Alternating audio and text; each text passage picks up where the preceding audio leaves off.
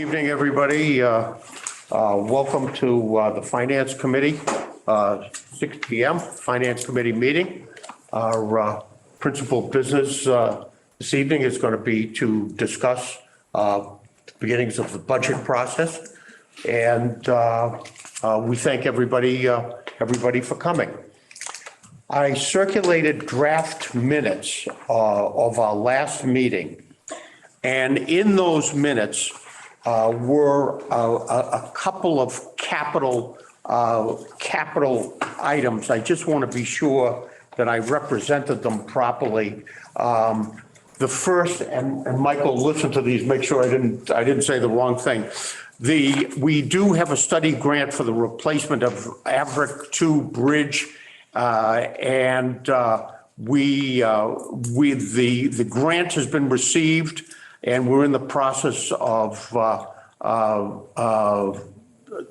project completion 2024. The next one is the salt shed at the transfer station. It's been funded, completion 2024.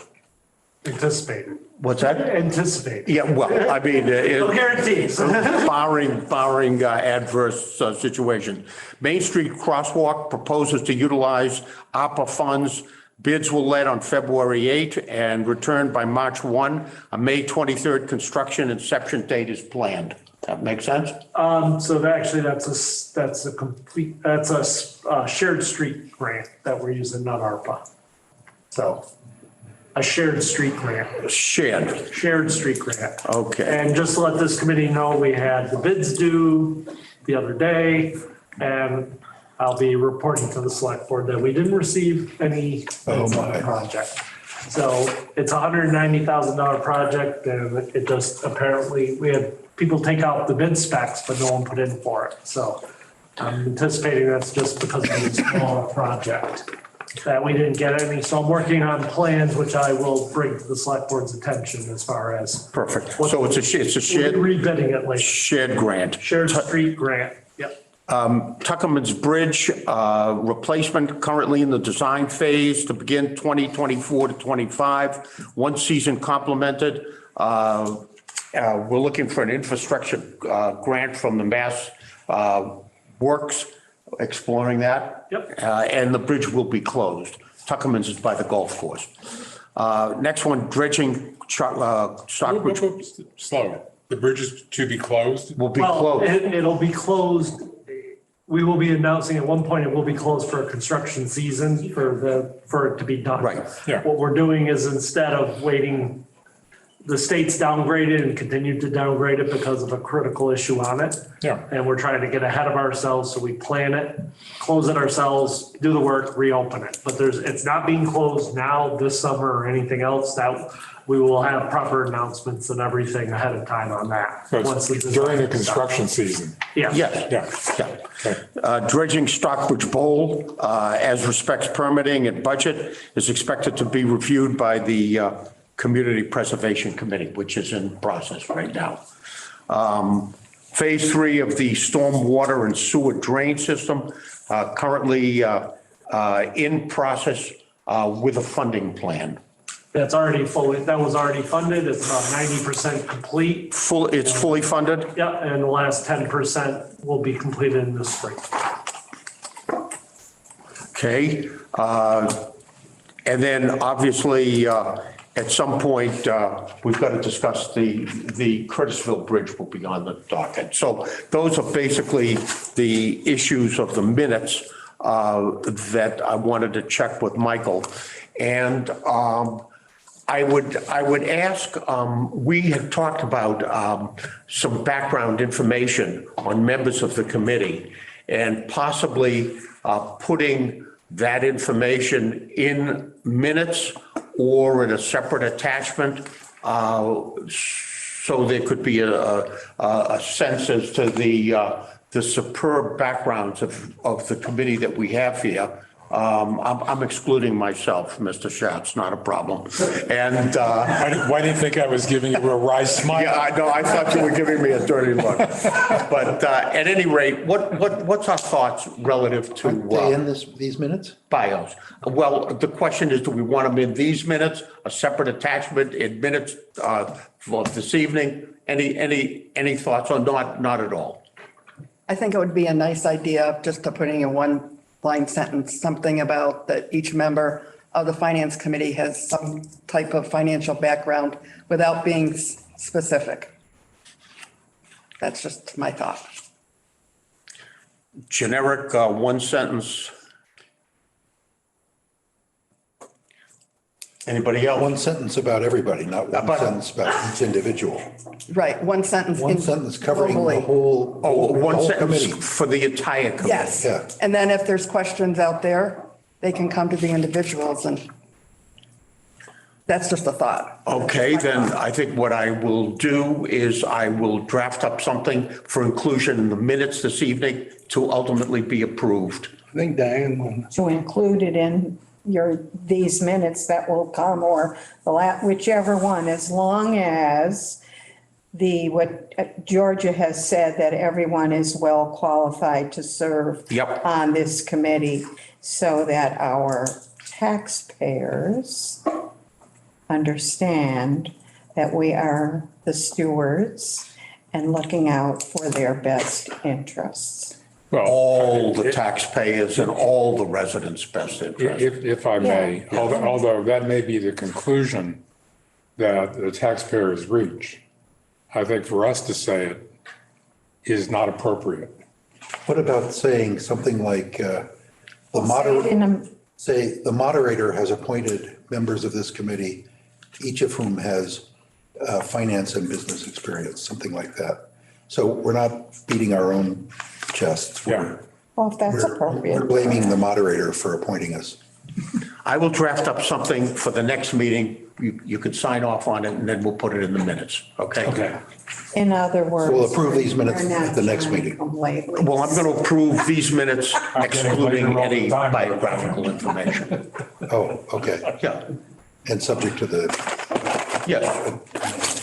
Yeah. May. Okay, so therefore, with respect to the draft minutes of February 2nd, I would ask for a motion to approve the minutes dealing only with the capital budget issues and the non-biographical, no biographical inclusion. So moved. As amended by the changes that you just discussed with Michael. Yeah. Second. Second. All in favor? Aye. Anybody opposed? I'm not voting. Abstain. Okay,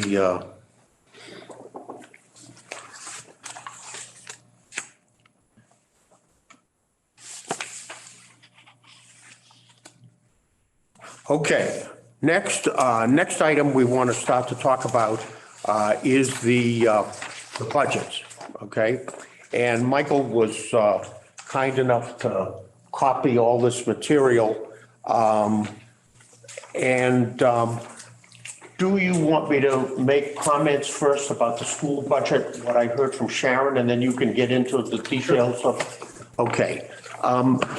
Everybody will recall that several weeks ago, there was a meeting with respect to Finance Committee and members of the Select Board and Berkshire Hills Regional School District, the 15th of February, to talk about the preliminary budget.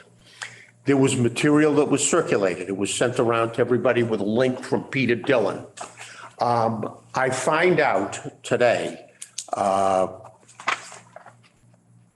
forgive me, that our participation, this is as of today, as of the recent assessment by DOR and the minimum local contribution for Stockbridge has increased, okay?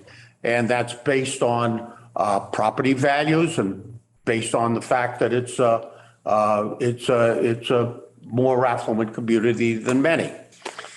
Basically, in 2023, there was 1,205 students, okay?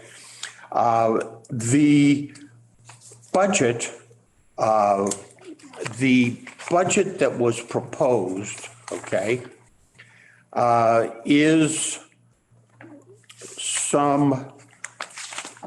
this is for fiscal year 2024, 35,238,733.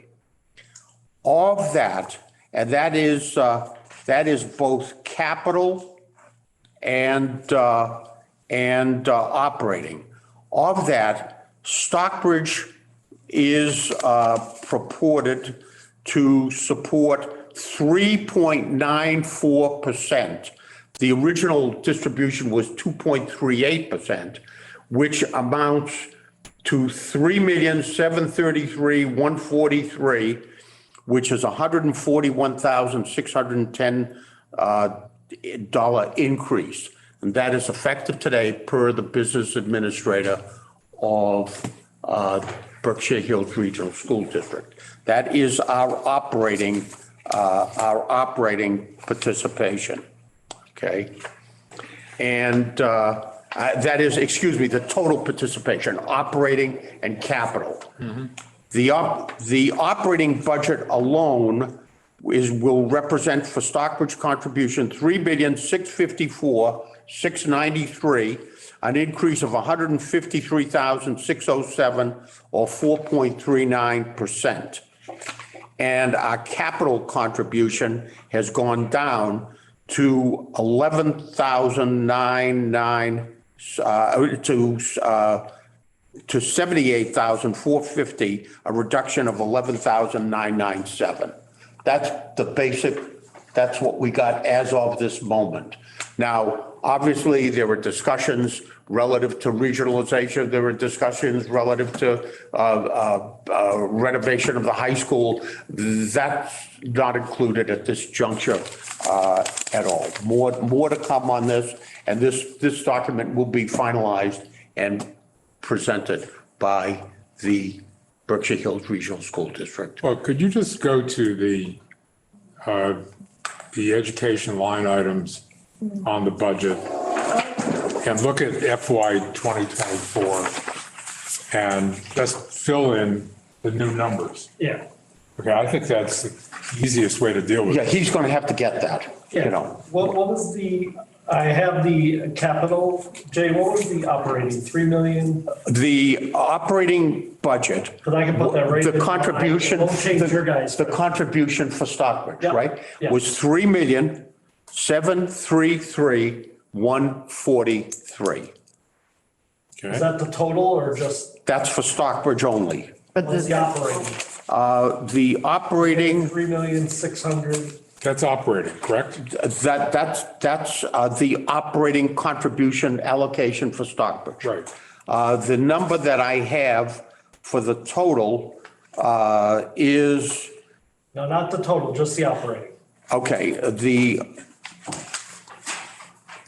So the sheet that I give you it's guys. what I have here for fiscal year 24, and I don't know if this is a correct number, is 32,092,799. No, that's not the. No, but that's not, That's the operating only. yeah, but that's not helpful. I mean, I think that just in terms of our budget, the budget sheets that we have show the operating budget assessment. That's the Stockbridge assessment. Allocation, It's called assessment on the budget. Right. It's all assessment, Of yeah. 3,598,000, call it 3,599,000. And what you're saying is that is it's as gone- of today, it's gone up. talking to Sharon Harrison, the business administrator, it is the total capital, and you want only the operating budget? Yeah, one at a time. The that's all. operating budget as of today is 3,654,693,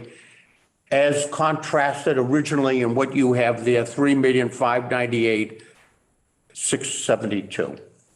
So I just made that change. I'll be able to show it to this committee. At the time I sent your information out, Right. was the lesser, it was only $85,000 increase, now 141. Yeah, okay. Right. That was due to the fact that the governor just released the House numbers the other day. Right. So that changed everything. It will change again when the Senate and the governor's numbers came out the other day. Now it goes to the Senate and the House and then the final numbers. And this can change our assessments. So this is the cherry sheet that comes out from the state government. So the first step happened because it was a change in governor. Typically, we have these numbers about a month ago, but when there's a change in the governor actually has an extra 4 weeks to get the initial numbers in. So More to follow. more to follow on that. Okay. Thank you Any for that information and any other questions on that at this moment?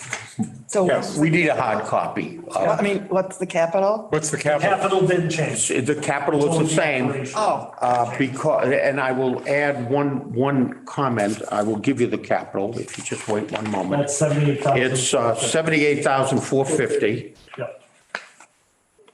78,450, and it is the same because the minimum local contribution does not apply to the capital allocation, Yep.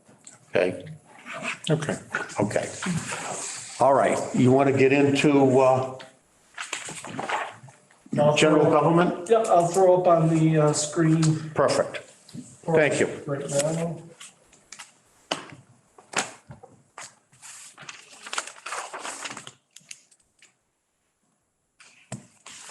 Operating budget. So you can see it up on the screen and you can also see it in front of you. As you, for general government, looking at the first, you will notice that there are a number of items that seem to be larger than normal as far as administrative assistant, some of our clerk salaries, some of our treasurer collector salaries, and a number of others. They appear larger than normal. So I want to point back to last year, what I did is I took the facilities director position and split up the duties amongst the staff. And we've been trying that for the last year. What that was is everybody was receiving $50 extra in their pay per week. And they took on additional duties to offset that position. You can see online, it says town facilities salaries. That's being reduced by 22,180 because I want to take those duties now out and just put them into the pay of the different departments that did them. So last year, we basically did a year of testing to see if we could accommodate those duties amongst everybody. The staff really step up. I have people that are doing from the grounds work in front to people that are handling the tenants to people that are doing the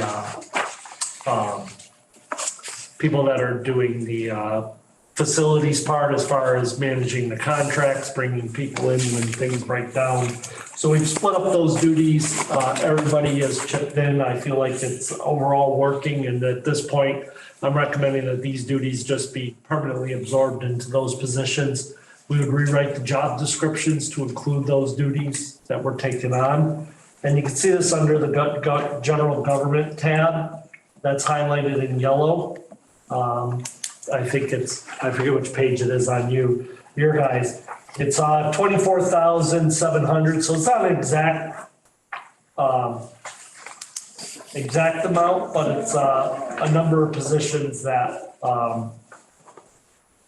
absorbing those in and now giving them to the employees. It was a good incentive last year, and like I said, everybody's stepped up to the plate. I feel like everything that was being done before is now being redistributed out. There's been a couple hiccups here and there, but overall, I think that it's worked. So that's going to be my recommendation to the finance committee and the select board, that those duties permanently be brought into the positions. Sounds good. It's a net 1.5% increase in total. Yeah.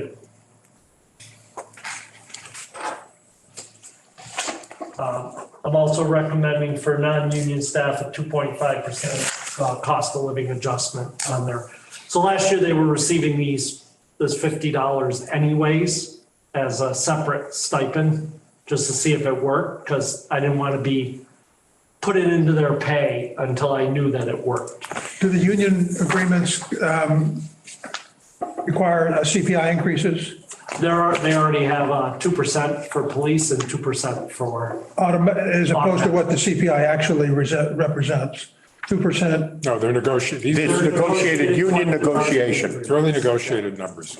Yeah, but I mean, negotiation could be the CPI, it could be a fixed percentage. In this case, they're all fixed. 6%, 2%. Right. And you said 2.5%, Mike? I'm recommending 2.5% for non-union. So last year, the Massachusetts retirement COLA was 5%. So I'm recommending that we increase the staff non-union by 2.5%. Now, there's certain positions, myself, the chiefs and others that have contracts were outside of that. This would be for all other non-union. And I don't know, in an environment where inflation was over 7%, that sounds a little light. That could be a discussion that could be had by both the finance committee and select board. The federal COLA was 8.7. Right. Which if we were to do to 50% of that, that would be 4.4 to each non-union position. Yeah. So that's still, this is the first draft. Yeah. This is, I get it. but I think it's too low. yeah. I agree with you, Bill. I mean, I don't think 8% is appropriate, but, and inflation is coming down slowly, but it's still 3 times I mean, it's still almost 7%, I think, in January. So I think it should be something above 2.5%. I think your point is well taken, and I think what has to happen is let's aggregate the operating budget, and then we'll backfill and see, we see where the priorities are and determine what we have available. How about public safety? So public safety, you can see that we have our contracted obligations. We have some changes in the fire salaries as far as the hourly stipend or the point stipend system that we have. Police department expenses are up. One of the big costs there is the cost of the cruiser going up. As you remember, we're going hybrid with those. But I think in the long run, as we flip over the fleet, it will definitely show. As far as fuel, right now we only have one, but as we flip over the fleet and fully move to hybrid, that's something. Just to let this board know that I did participate in the National Grid electrification program, which is free to any communities. What it is they're doing an analysis, which we should have by the end of this month, of what it would be as far as savings if we were to move to a fully electrified vehicle fleet. Now, they do look at whether or not the vehicles need to be four-wheel drive plow vehicles and others as to whether or not there is a comparable vehicle out there right now. And in most cases, there isn't, but in some areas there are. So, it's something to consider. I figured it's a free program. All I had to do was just take their spreadsheets and submit all the information to them of what our fleet looks like, and then they do the analysis. So any municipality could do it, and it was free of charge. So it was like, okay, there's no harm or foul to have them look at it. That'll be coming back in April. So I would like to just make one comment, and I respect what you say. I do get the chills when I think about full electric vehicles. And if you follow current business thinking with Ford and a lot of the companies, a lot of them are starting to backslide from full electric into a hybrid, more of a hybrid type concept. So something that needs to be explored. They feel that going from a combustion engine to full electric is too fast a step.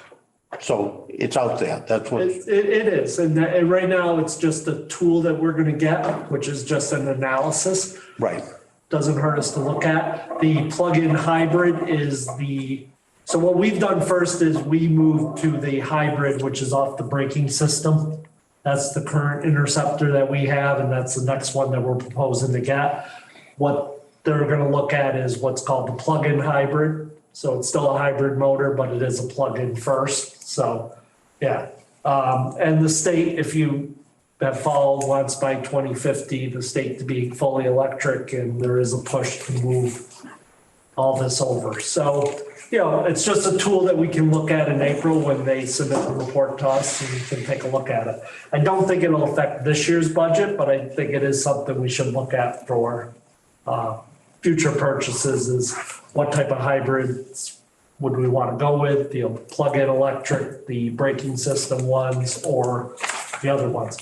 I hate to say it, their assessment will be on the plug-in electric because that is what the state is having them do the analysis for. So, They don't even have the infrastructure, to deal with it, but yeah, but we're putting in, we are putting in a charging system. from the motor pool. Right here at Town Hall for electric vehicles, so it is something that we can consider, and that was to have one of the 4 slots. I mean, that shouldn't be a set aside problem. For municipal What's that? use. The infrastructure. I Not a mean, problem. Cars and trucks don't go outside Stockbridge. They come home. They come home to be charged. That's right. They're not driving 300 miles to Toledo.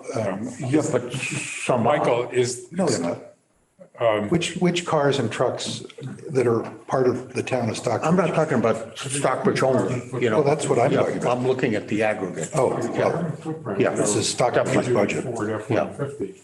It just makes it untenable. Right, once you get into towing, put a plow and the rest on it, they're not there yet, but there are other vehicles like police vehicles, So the police support vehicles, sure, administrative vehicles, yeah. and the rest are getting there. Yep. And, yeah, it'll just be a report. I'm gonna give it to the select board first, and We can then debate it, finance but committee, and I'll explain it to will you. just where be I'm an analysis. Okay. It's great for local, only local, but if you get beyond only local. But it's that's an what we're issue. talking about. Yeah, We're talking about local. we're talking about local for the police. Mr. Chairman, Yeah, I wonder if, rather than going through every item on this budget, if you take a look at the end of the budget, with the exception of education, which we don't know for certain what that's going to look like. The overall increase in the budget over last year is 2.1%. I mean, we're just not talking about, as against inflation, your point, Bill. There's not a lot to talk about in here unless there are matters of policy inside these line items. So, I mean, I think going over every one of these categories just doesn't make a lot of sense unless we had extraordinary expense in one or more of these categories, which needs to be brought to our attention. I'm not sure I fully agree with that, Steve. Well, why don't we because- ask the rest of the because- committee? Well, if I might, basically, it really is our objective to independently oversee the total budget process. And even if we go through each category rapidly, I think it's important that we can say that we have reviewed all of the proposed operating expenses, proposed expenses. Anybody else on this? I agree with Steve. I think if this budget as prepared, the draft budget as prepared by Michael showed a 9% increase in the budget, I think we go through it with a wire brush and try to find ways to get it down. But at 2.1%, are we really going to take? Except for your point about salaries. And I don't know what the effect of it would be material, I accept, but still, we're not going to go from 2.1% to 5% because of my salary idea. I think Just to at let you know, 2.1, as far as if you go to your last page of your budget and flip it over, then it's notes. If you were to do, so not budgetary non-union salaries is $617,000. If you were to do 1% increases, so right now it's 2.5. If you were to move up to say 3.5 or 4.4, which would be half of the 8.8. Every 1% increase in the budget is $6,173 as So- far as for non-union. It's not going to break the bank. 4.4 is roughly $12,000. It's nothing. It's not going to break the bank. In fact, I think we ought to do it. But I agree with Steve. A 2.1% budget increase in today's environment is extraordinary. Well, I think, Bill, to that point, I think it's probably fair to say that everyone has had the opportunity to look at this budget before coming here. So it's not as if we haven't looked at it, but nothing jumps out of this budget that says, halt, stop, we need to have, major discussion about it. I think when we get to the capital budget's even slimmer this year, which is interesting. So I don't see the point in, it takes me back to the days, and Georgia, you remember it all too well, when this committee used to investigate the cost of toilet paper. I mean, I remember that. And Jim, you were here doing it. I was not doing that. I don't think any of us I would. know that, but you were here. Yeah. And I remember it. I mean, it was absurd. So do I. Were your comments included in the minutes? About the toilet paper? I was on the select board at the time. I sat there where, Jamie and Patrick were, and I was just shaking my head. I couldn't believe it. Well, I wasn't on the finance committee, I don't think, when you were on the select board, so I don't think I was. No, you weren't. It wasn't you. I know that. Jim, you had a point? Yeah, I'd like to echo Steve. I took the time to download and read all the different categories, and I was stunned that, again, I had it at 2.2%. I don't know where my math was wrong, but we won't quibble over that. I agree with Steve. I think this presentation here, including an increase for the salaries, which we discussed, is pretty damn good. It's excellent. On it. Yeah. And I don't think, in my opinion, we need to waste time on individual categories unless there's something that's really jumps out. And nothing jumped out at me in looking at this. Is this the overall feeling of It's valid. They're making valid points. everybody comfortable with that? Patrick, you had a comment? Yeah, I wonder if our board should consider a one-time inflation stipend. The kinds of things that are impacting families on inflation, including our employees, are things like staples and gas and all the things that we don't know where that's going. Taking, let's say, each 1% is $6,000 or $7,000, as Michael's saying. Over 20 years, remember, we're increasing that baseline permanently. And over the next 20 years, even let's say 18,000, if you can do a 3% increase in that baseline, that is $360,000 that just this year you're going to impact that budget over the next 20 years. I think the question of inflation is important, but it might be better to deal with it by saying, we understand your cost of living have gone up, and while in this time of uncertainty, give them $1,000 as a stipend, rather than necessarily increase the baseline, which is going to impact us for 20 years. Well, Forever. Patrick, this is your budget. Yeah. This is the select board's budget. It's not our budget. And it's true. You formulate the budget with the town administrator. And I would have to say, the presentation is terrific. It's very well done. And if there are to be changes to this budget, we'll certainly consider them when they come in. But I mean, we're not offering you advice as to how to construct the budget. We will tell you whether or not we approve or disapprove later on.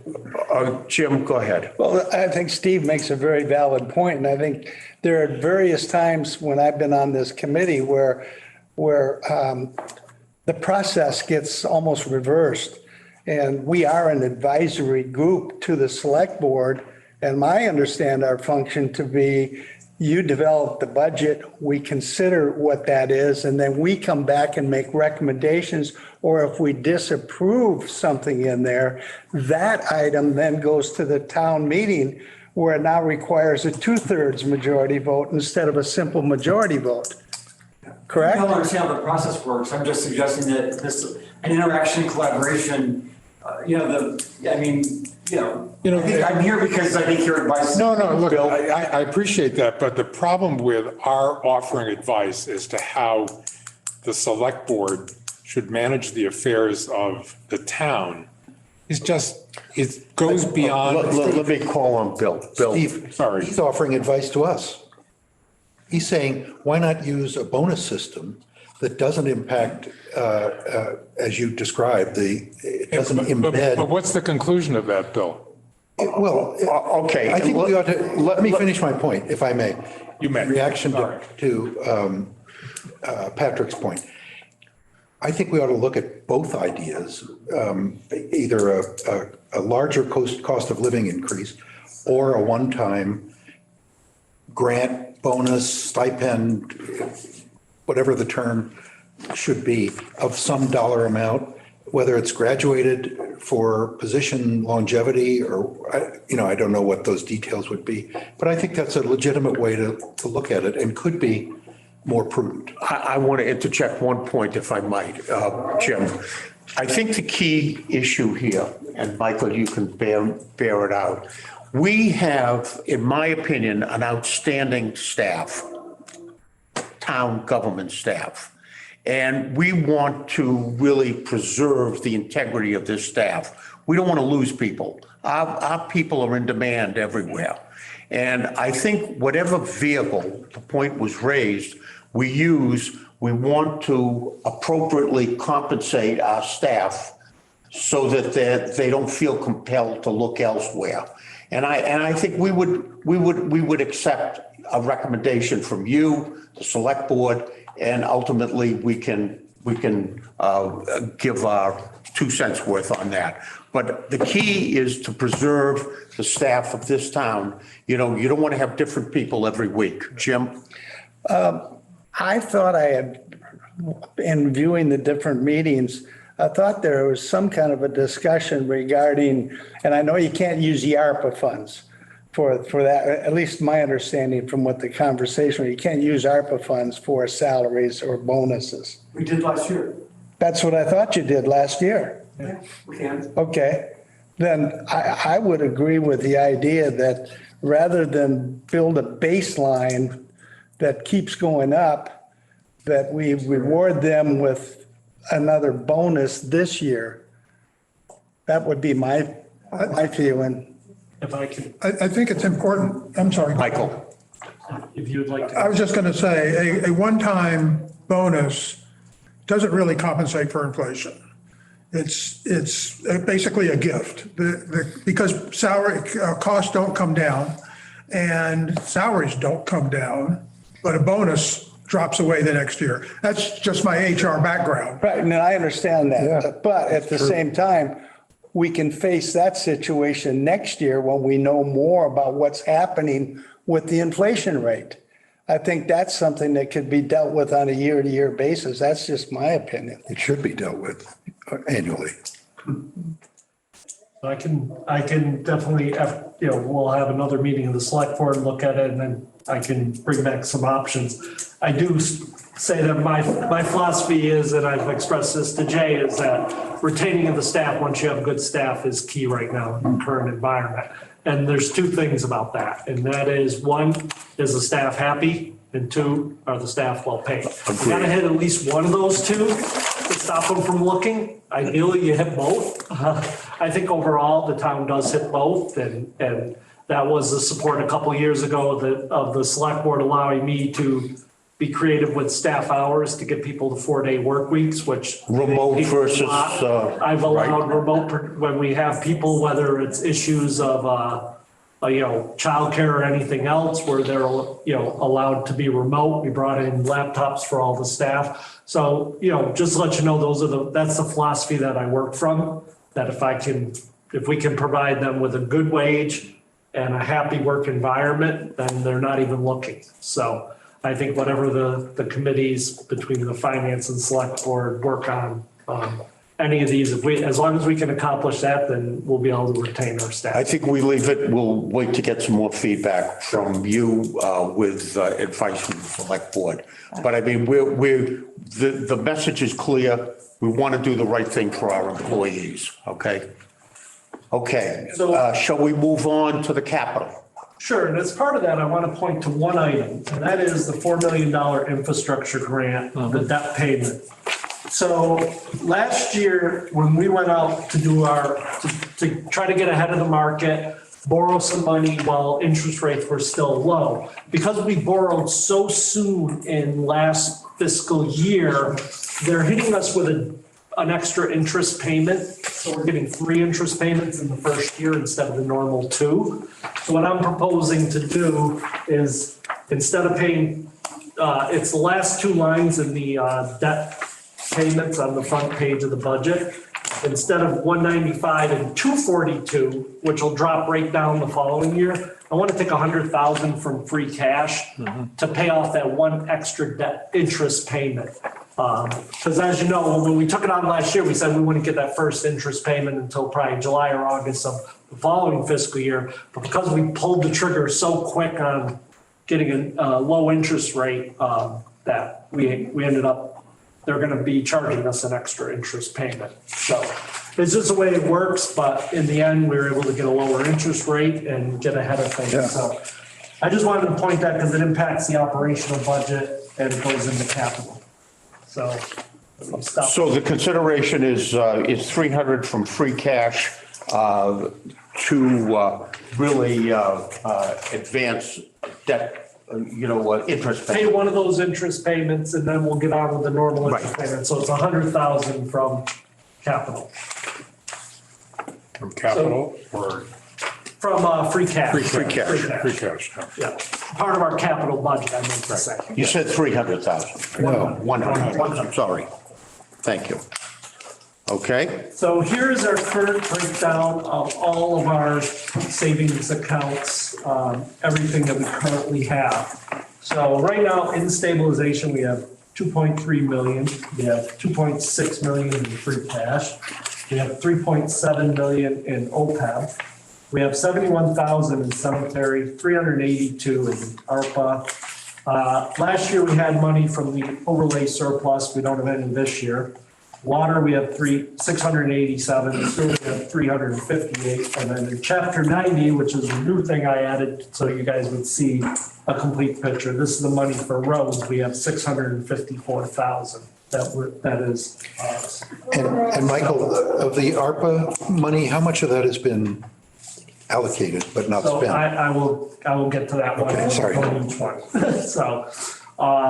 So there's, this year, we don't need to review, we're not changing anything in the debt schedule, except, like I said, that one issue with an extra interest payment that I want to take care of from free cash. There's no requests to use cemetery this year. The free cash requests are the following. Reduce the debt payment, an extra payment in '24, that's on that $4 million, that's $100,000. I have it up on the screen. The fire department has put in for a capital request of turnout gear, 65,000. And right now, I just put a placeholder number in. We are looking to go out and do a substantial roadway reconstruction. We have a number of roads that need to get moved. I was going to use 400,000 last spring to begin the road projects. Last spring, when we were looking to go out to bid, the cost of oil and tar and everything was through the roof. So made the call to delay a year. Prices have come way down. They're not as low as they were before, but they're not at their peak thing. So with this combined with the other would give us about $1.2 million, which would allow us to do a ton of roads. So right now, I don't have a final number. I know Hugh from the Highway Department is going to be meeting with some estimators, and they're going to go around and look at all the roads and give us an estimate. But that would mean that we'd be spending a total of $765 that I'm estimating at this point, which would still leave us 1.9 in free cash. So that's where the free cash requests are. As far as ARPA, so ARPA, this is everything that, so we do have currently 225 against our original ARPA total, which was 564. Some is not paid yet, so our balance right now is 339, 410 has not been allocated to anything. So just to let, and I know the select board's aware of this, the ARPA funds need to be appropriated by December 31st, 2023. And they have to be fully expended by December 31st, 2024. So for another year, the select board has the ability to use this funds for various things. You know, worst case scenario, we get to the end of the year and we don't have anything else to use it for. The next big purchase in the high would be the replacement of their large truck. And that's sort of our backup item, which would easily spend $250,000 out of this. No more. So, but in the meantime, I think the best thing to do is just use this as needed to fund projects as they come along over the next year. And then at the end of the year, if for some reason we still have a lot of money left in it, we put the money toward a truck. And so that's at least the safety net valve for the ARPA funds. But in the meantime, it does allow us to address some smaller issues as they come up during the year. Good. Stabilization, as you know, we have 2.3 million in stabilization, but we have 1.2 we set aside for the next 3 years of debt payments in case the new school came on in order to minimize the impact to the town.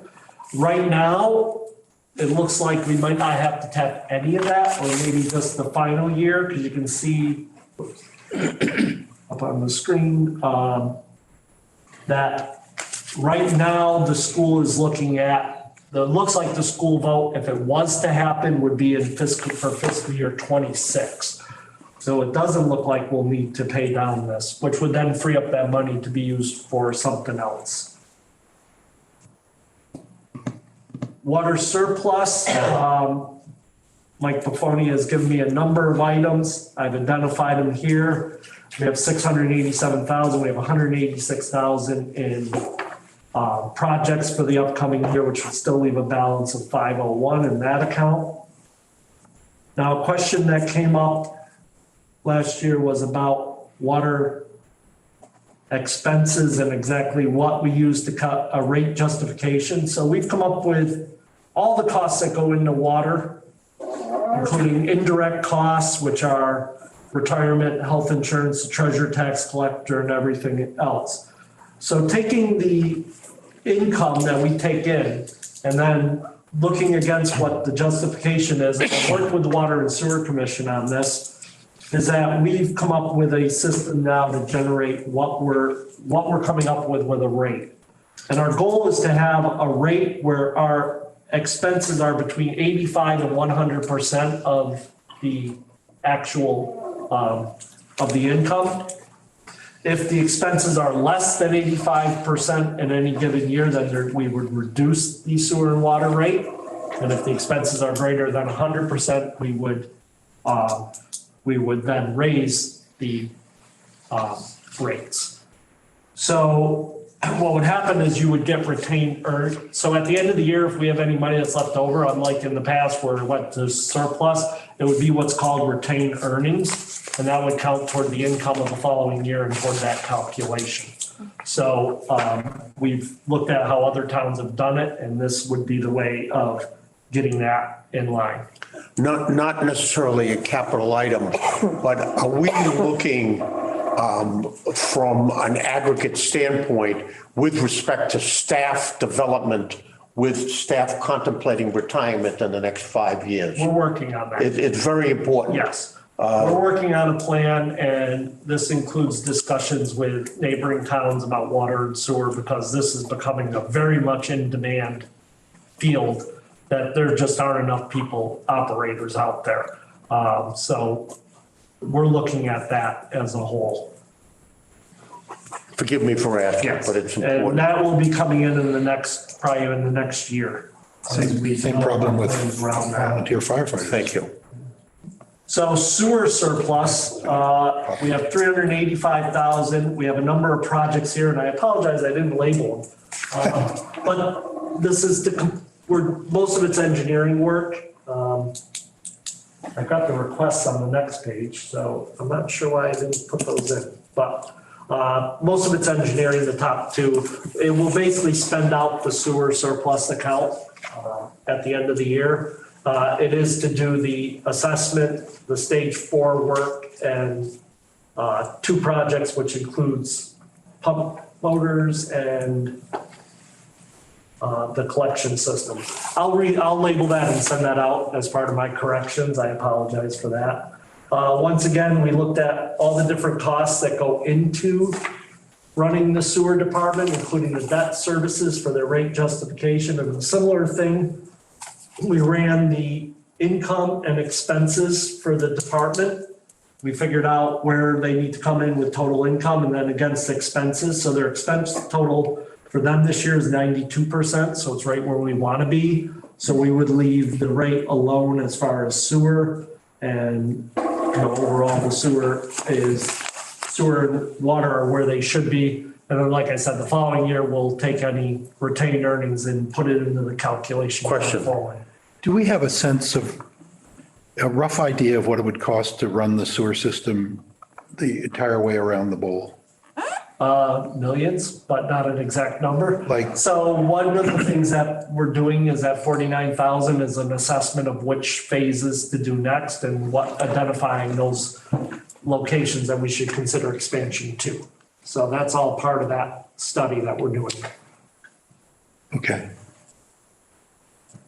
The last thing which you guys is new to this year is I put in our chapter 90 spreadsheet so you can see where we're at as far as total amount of money that is available for us to do road projects on.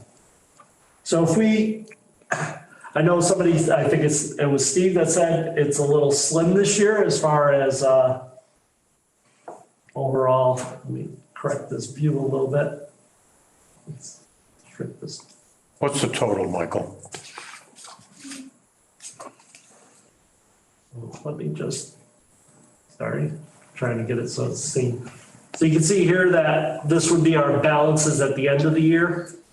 And we still would have a sizable balance left. The reason why we're not proposing a lot of items is we have the Tuckerman Bridge, we have this I&I third being finished, stage 4 moving, we have the pump station happening, we have Everett Road happening.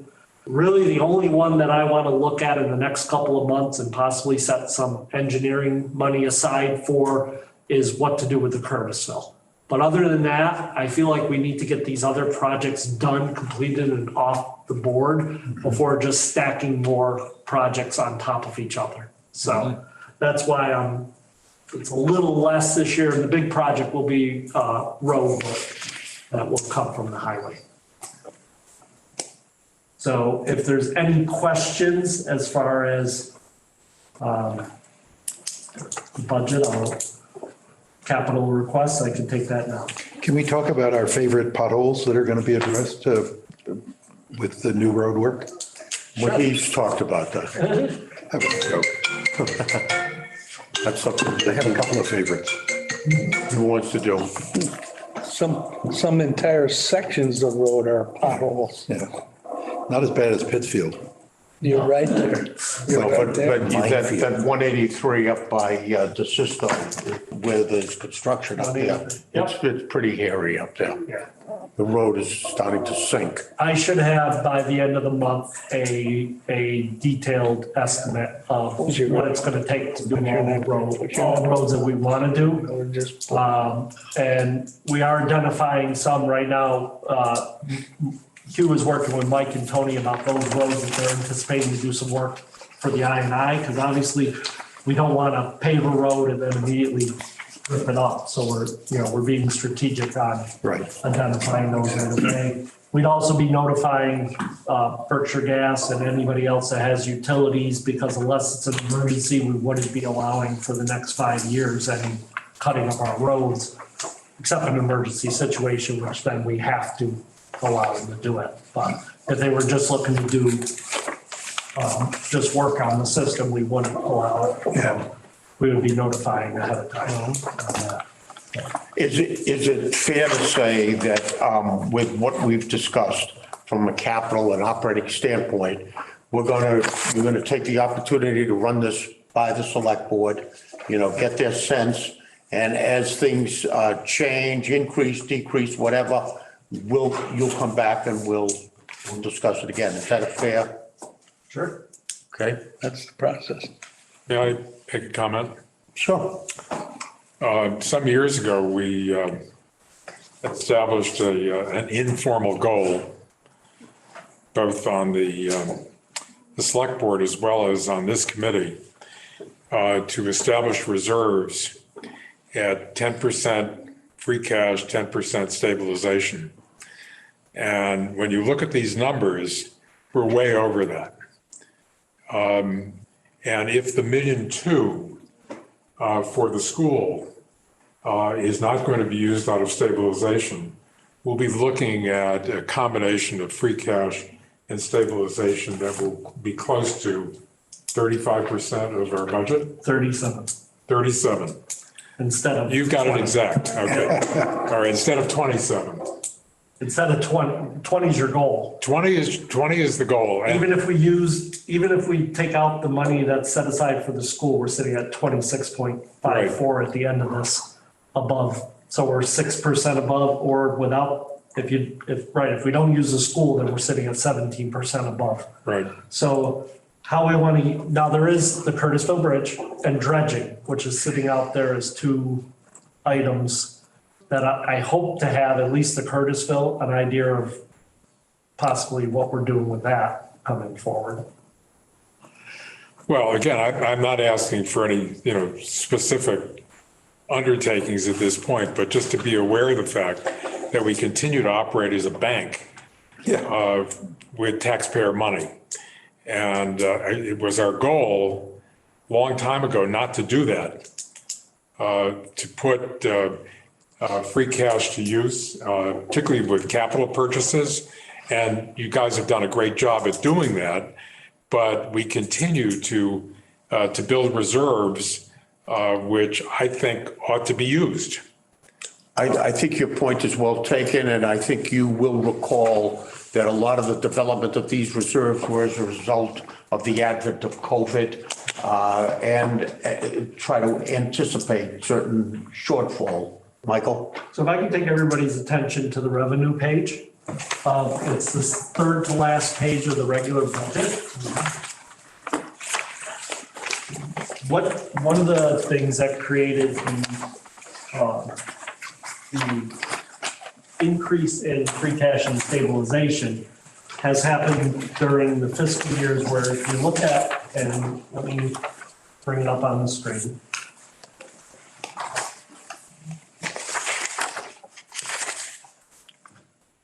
And we have corrected this, so we will not be generating. If you look at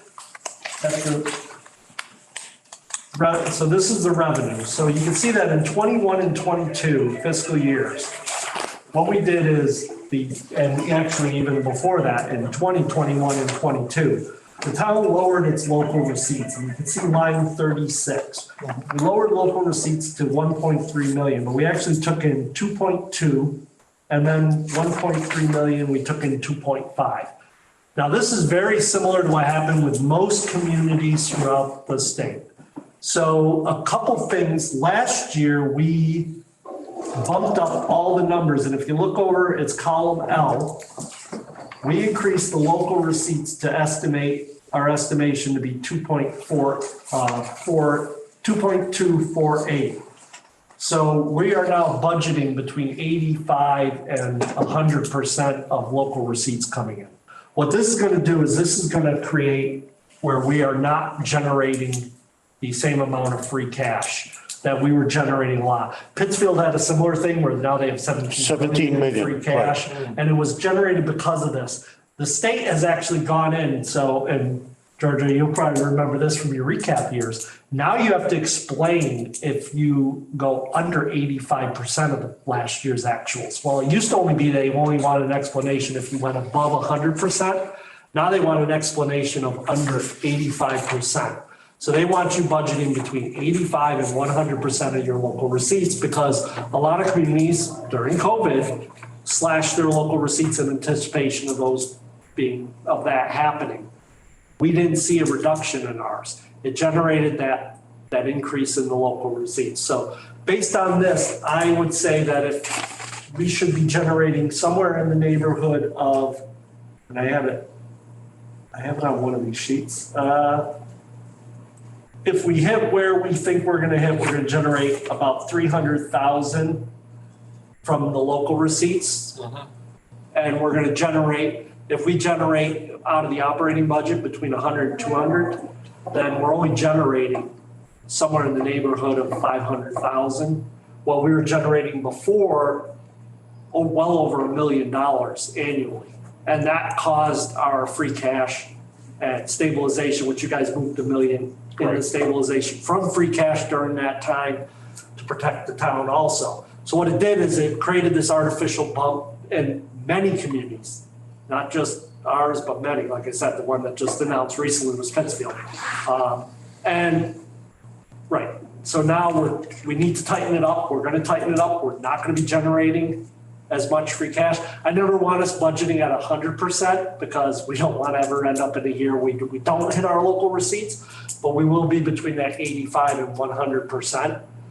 So at the most, we'd be generating is 15% of the local receipts. That at 2.2 is roughly 300,000. So we're building in a cushion of about 300 to 500,000. We're going to end up somewhere in between there of new growth, new free cash and that coming in. But the years of us generating $1 million, $1.2 million in free cash is done. So, Michael, what are we doing with that free cash? Where does it sit? so the free cash is an annual calculation from the state. So right now, one of our options is to take some of that again and move it into a stabilization account. So it gets it away from being a calculation of the previous year's excess and then the following year excess or deficiency, so you can end up with a positive or negative free cash in the following year. You know, you always want to be generating some free cash because if you end up in a situation where the state is holding something against you, it can be if you don't get a grant reimbursement in time to count, so the year you close it out, but you're waiting for a reimbursement, but you had to pay the vendor, you could have negatives against your free cash also. So you want to be generating enough to protect yourself from those, but you don't want to be protecting anymore. But one of our options is to move that money into stabilization and begin identifying those long-term capital items that we want to do. Can you invest it short-term? No. I mean, the only thing you lose with going into stabilization is the flexibility of being able to have a vote here from free cash and a vote here to release the funds as opposed to. Well, it's still town meeting. And Majority, but not 2/3. Not 2/3. So Right. once you move into stabilization, the biggest handicap against stabilization is that it's a 2/3. But if it's a good project, then 2/3 shouldn't be something we're afraid of. It has not been a problem in the past, I know.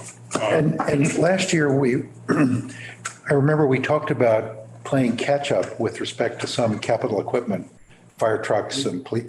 And putting it in stabilization gives us a source of long-term funds to help pay for, the depreciation and the obligation to replace some of this expensive equipment down the road. Right, we can establish what's called dedicated stabilization accounts, where you actually identify the projects and then you begin putting money into those accounts. So if we identified 4 or 5 avenues that over the next 5 years we think we're gonna have to fund, we can take some of that 2.6 million and start seeding those stabilization accounts. So when those projects come due, we can minimize the impact. So that could be something I could propose back to both the selectmen and the finance committee. Sounds like a good idea.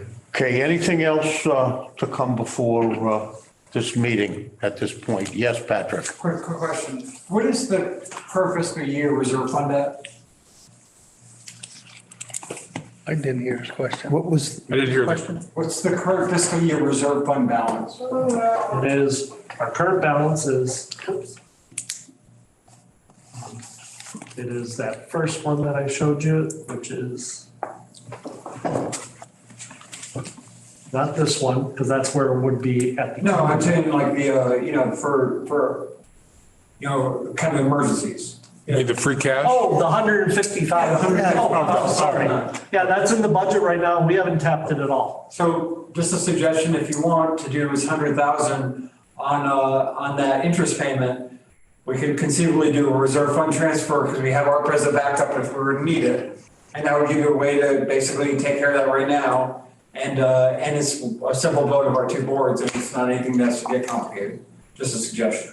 I think before we make that decision, we should review what we've used free cash for, in the past. There's been a whole host of different things. Well, there's still, and I wouldn't. The well, from the and to reserve be fund. honest, we can wait a little while because you never know if there's gonna be a major break or something like we had Right. a couple of years ago with the tower out I'm back. just saying, we still have 330,000 in kind of ARPA Yeah. money that, in That's that enough case, too. Yep. we could deploy to that. We have a lot of flexibility right now in what people want to do, so, whatever direction the boards would like to point in, I can definitely work the different scenarios for you. And what I'll do is I'll ask everybody to consider in the next 5 years what they feel like are capital items, not just the current. And maybe what we can do is begin setting some of that money in the dedicated stabilization accounts for those purposes.